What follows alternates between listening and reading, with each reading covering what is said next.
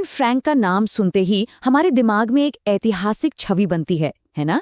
पर आज हम उस छवि के पीछे झांकने वाले हैं।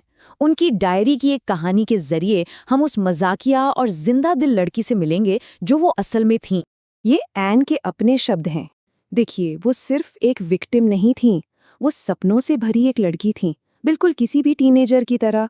हॉलीवुड जाने का सपना कौन नहीं देखता? तो बस यही कोशिश है कि उस त्रासदी की परछाई से निकलकर उस लड़की से मिला जाए जो अपनी लिखाई में आज भी जिंदा है। एक इंसान, सिर्फ एक प्रतिमा नहीं। कभी सोचा है कि आखिर एक 13 साल की लड़की को डायरी लिखने की जरूरत ही क्यों पड़ी? अक्सर ऐसा तब होता है जब हमें एक दोस्त की तलाश होती है, और एन के साथ भी कुछ ऐसा ही था। बाहर से देखने पर तो एन की जिंदगी में सब कुछ था, प्यार करने वाले माता पिता, एक बहन, पर फिर भी एक खालीपन था। और वो कमी थी एक सच्चे दोस्त की, एक ऐसे राजदार की जिसे वो अपने दिल की हर बात बता सके। और इसी चाहत से जन्म हुआ किटी का। किटी सिर्फ एक डायरी नहीं थी, वो एक दोस्त थी, एक ऐसी दोस्त जिसे वो सब कुछ बता सकती थीं, जो कभी जज नहीं करेगी और जो हमेशा सुनने के लिए मौजूद रहेगी। पर उस एनेक्स की दीवारों में कैद होने से पहले उनकी दुनिया कैसी थी? चलिए एक छोटी सी झलक देखते हैं उस जिंदगी की जो उनसे छीन ली गई। जर्मनी से हॉलैंड, परिवार ने एक नई जिंदगी, एक नई उम्मीद के साथ शुरुआत की। और फिर जून 1942 में एन ने अपनी डायरी उठाई, ठीक उस बड़े तूफान के आने से कुछ ही दिन पहले।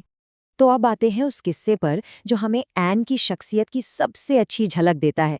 ये उनके स्कूल के दिनों की एक बहुत ही मज़ेदार कहानी है। तो कहानी कुछ यूं है। क्लास में है गणित के टीचर मिस्टर कीसिंग, जिन्हें एन अपनी डायरी में पुराने ख्यालों वाला कहती हैं। और मिस्टर कीसिंग की सबसे बड़ी परेशानी, एन का लगातार बात करना। तो पहली सजा मिली, एक बातूनी पर एक निबंध लिखो। अब कोई और होता तो शायद चुप हो जाता, पर एन ने अपने निबंध में क्या लिखा पता है? उन्होंने लिखा कि बात करना तो उनका खानदानी गुण है जो उन्हें अपनी माँ से मिला है। अब इसका क्या जवाब देते टीचर? जाहिर है एन कहाँ चुप रहने वाली थी। तो मिली सजा नंबर 2। इस बार टॉपिक और भी सख्त था, एक ना सुधार बातूनी। अब मिस्टर कीसिंग के सब्र का बांध टूट चुका था। 2-2 निबंध लिखवा लिए, लेकिन एन की बातें थीं कि रुकने का नाम ही नहीं ले रही थीं। और फिर आई तीसरी और आखिरी सजा, एक ऐसा टॉपिक जो एन का मजाक उड़ाने के लिए ही बनाया गया था।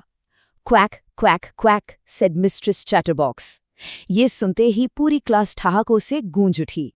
पर एन ने ठान लिया था कि मजाक मिस्टर कीसिंग का बनेगा, उनका नहीं।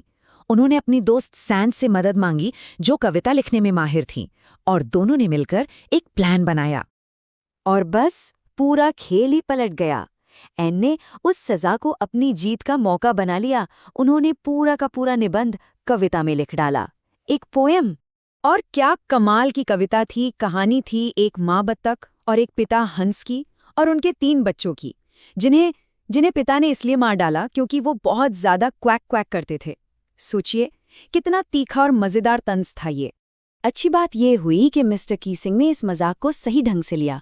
वो इतने खुश हुए कि उन्होंने वो कविता न सिर्फ एन की क्लास में बल्कि दूसरी क्लासेस में भी पढ़कर सुनाई। इसके बाद एन को कभी बात करने के लिए सजा नहीं मिली, बल्कि मिस्टर कीसिंग खुद क्लास में मजाक करने लगे।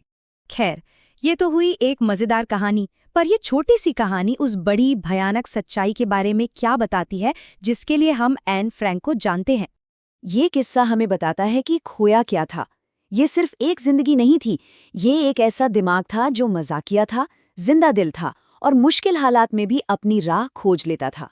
ये उस इंसान की झलक है जिसे दुनिया को और बेहतर तरीके से जानने का मौका ही नहीं मिला।